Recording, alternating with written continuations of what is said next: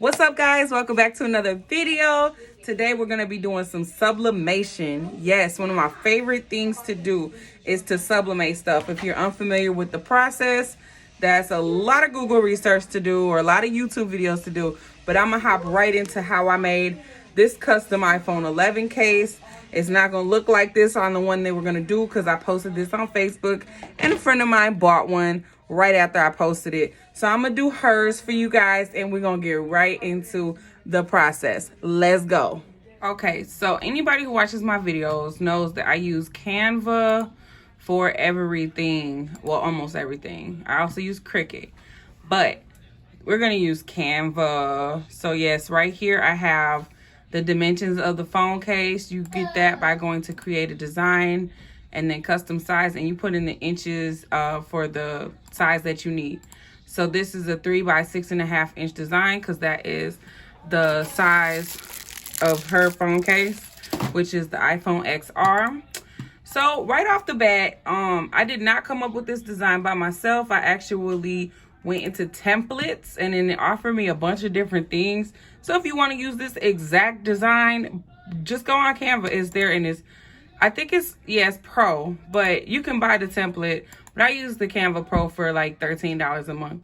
So anyway, it is available right there for you. So you do not have to try and come up with this design by yourself. Anyway, this is the template that I'm going to use, and I've already uploaded my friend's pictures. So the very first thing I'm going to do is change it to her name, and she wanted her Facebook name on there. And then I had it on 5:30 a.m. in American time because it had like a decimal and I didn't like that on the template. So I am changing it to a semicolon to 5:30, as you can see right in here. And then we'll leave all of this stuff the same because that's what the iPhone looks like when it's ringing. But we're going to go and get rid of this picture. And because it's a pre-made template, this is already framed to allow for you to enter your own picture. So we're going to take her picture right here and we're just going to drop it in there. It'll pick it. When you see it in the circle like that, that's how you know it's there. So we're going to put it like that. It's already centered to my happy place. So now all we do is, this is the design that she wants right here. It's a bunch of roses. And she wants that as her backdrop. So you just drag it on over here and hover it over the picture until you find the happy place. Once it pops up, if it's too bright or too much for you, then you just come here to transparency and you can wash the image out. But we're going to leave it just how it is because that's how she wants it. And I promise you, it was that simple to do the design. You can also change these colors. So since it's rose, you can change it to red if you wanted to. All these colors on the template are interchangeable. So you can change it to any color you want. But we're just going to leave it like that because that's actually what it looks like when your phone's ringing. So all you do is you download the image. This is my page 3, so I'm going to download that. And we're going to move on to the printing process. So like I said before, I use Cricut to, you know, kind of size my images and whatnot. So I went to Cricut just so that it didn't use the whole sheet by printing it in the middle like it would if I printed it directly from my computer. So I use the Cricut software, take away the bleed, and then I use the system dialog, which brings me up a secondary screen to print with extended options for a more clear image. And so that's what I do. Now I use a Mac, so I don't know how it is on Windows, but that's how you print on a high quality, that's how you print high quality images from Cricut versus just using the system standard default.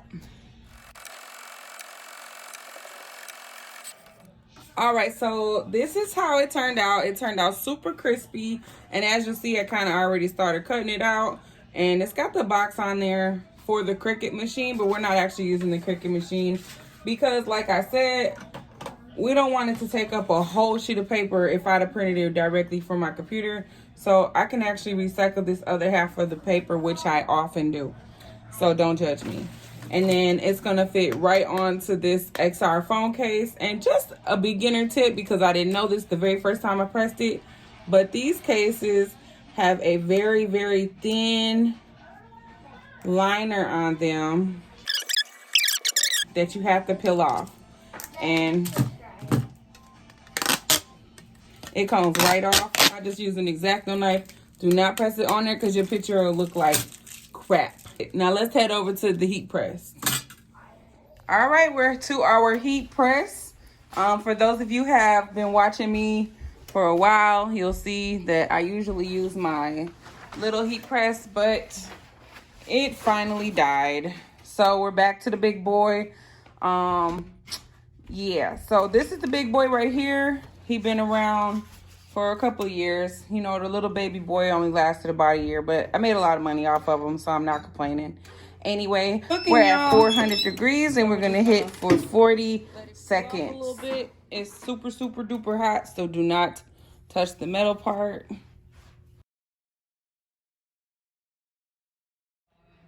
So once it has cooled down enough to touch, you'll just take it off. This is the transfer tape that I use to attach it.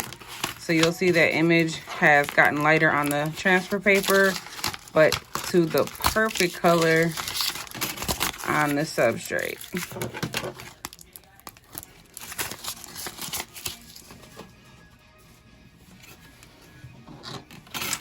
Now from here, I'll just take my X-Acto knife again, and hopefully it doesn't give me any problems this time. But you just grab that 3M paper. The backing comes on these cases when you order them on eBay.